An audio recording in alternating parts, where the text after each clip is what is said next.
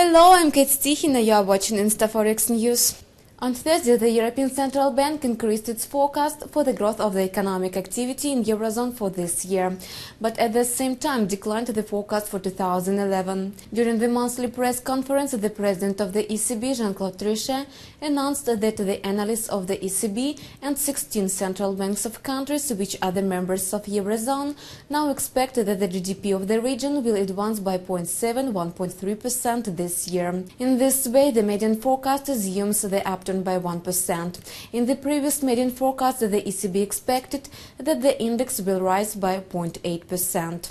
As to 2011, then the representatives of the region's central banks now forecast that the GDP will upturn by 2.2%. That is why the median forecast supposes the growth for 1.2%. Earlier, the ECB predicted that the increase of the GDP will be 1.5% in 2011. Besides, the ECB revised forecasts for the inflation in Eurozone for the next 18 months.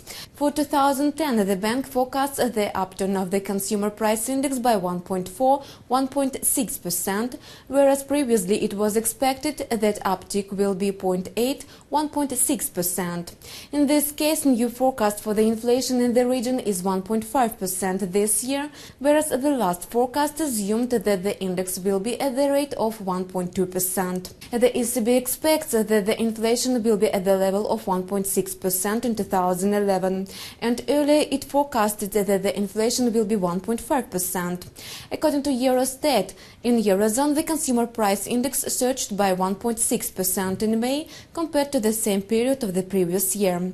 The GDP of the region in the first quarter soared by 0.2% compared to the previous quarter and grew by 0.6% against the first quarter of 2009. According to the provided data, the economic activity in Eurozone decreased by 4.1% last year.